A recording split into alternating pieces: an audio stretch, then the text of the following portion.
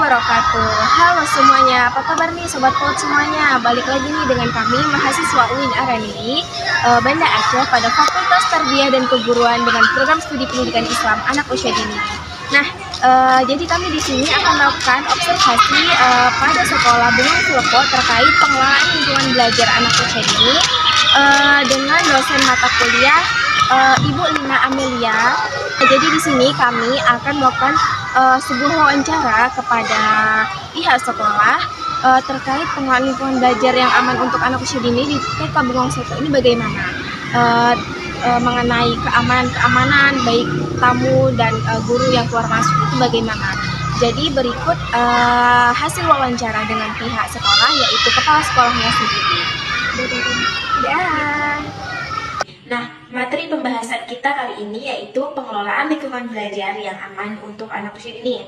Sebenarnya apa sih lingkungan belajar yang aman untuk anak usia dini itu?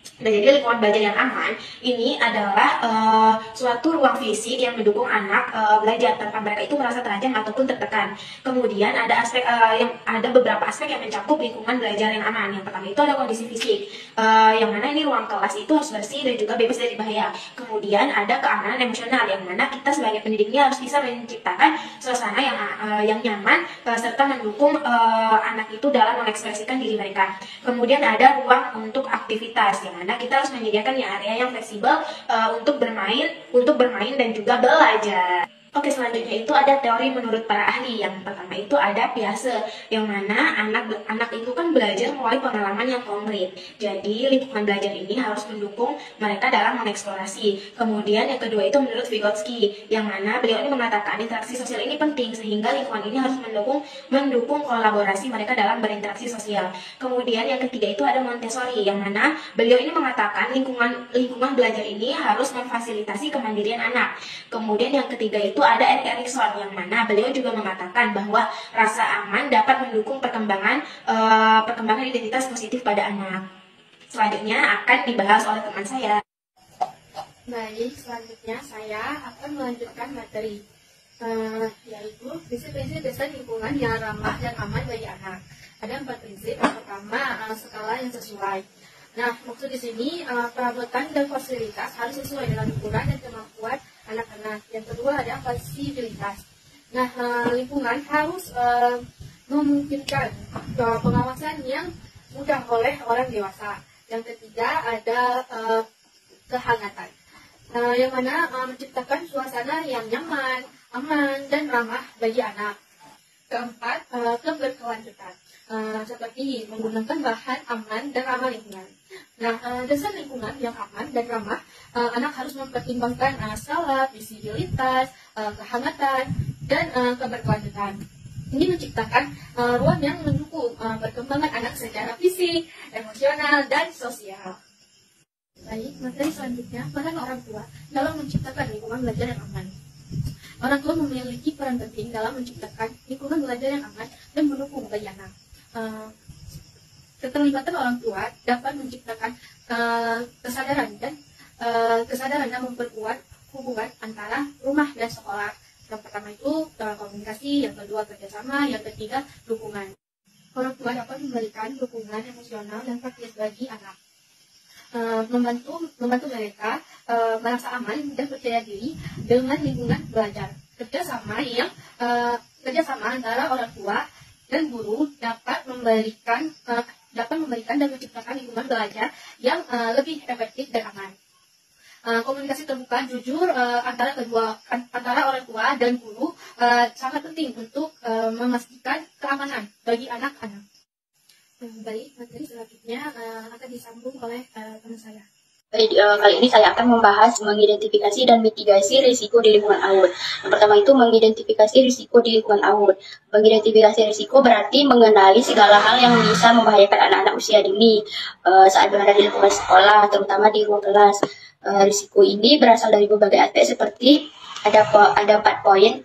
Yang pertama, poin pertama itu fisik, misalnya lantai yang licin, perabotan tajam, mainan rusak, atau colokan listrik terbuka.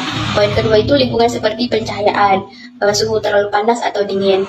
Yang poin ketiga itu ada psikologis, misalnya guru yang terlalu keras, suasana yang membuat anak takut, atau tekanan sosial dari teman sebaya.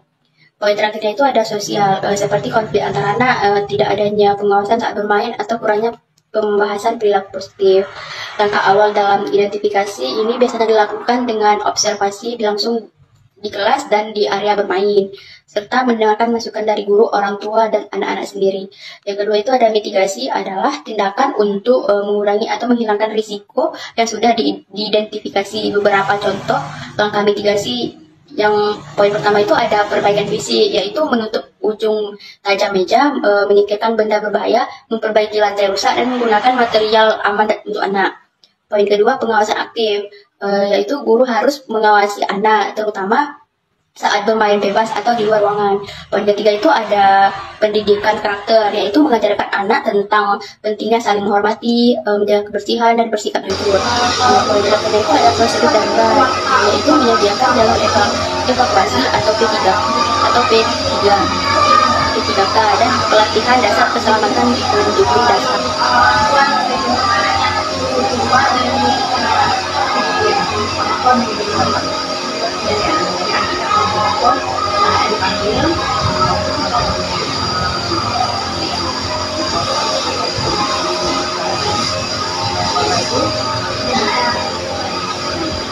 Diangkat dan kita angkat, nggak asal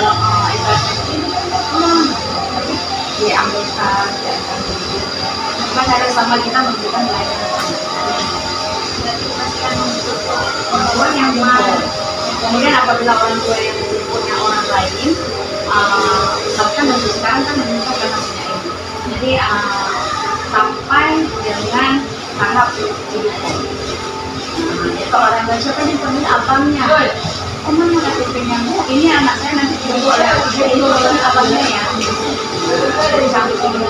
Walau ada yang dijemput, ada kasus kemarin yang jemput abang ayah polisi juga, anak polisi, abangnya polisi juga. Itu saya dipakai itu yang wadah juga. Anak-anak kan itu ya, yang waktu saya nggak izinkan. Kenapa? Karena orang tua tidak mengizinkan orang itu. Betul abang saya. Karena kasus sekarang anak sendiri jadi masalah. Kalau misalnya anak sendiri, misalnya kita nggak tahu di permasalahan itu terjadi. Jadi kalau kadang itu ada banyak nih orang tua itu sudah tidak ada bersama, anaknya tidak boleh dijemput oleh ayahnya, dan kita sudah itu kan kita nggak tahu karena orang tua yang telepon nggak bisa. Jadi kalau gitu dia akan mengatakan, Bu tolong jangan dijemput sama ayahnya. Jadi jika ayahnya datang, tidak boleh, jangan bapak tidak boleh, karena amanah dari mamanya tidak boleh dijemput oleh kita jaga seperti itu.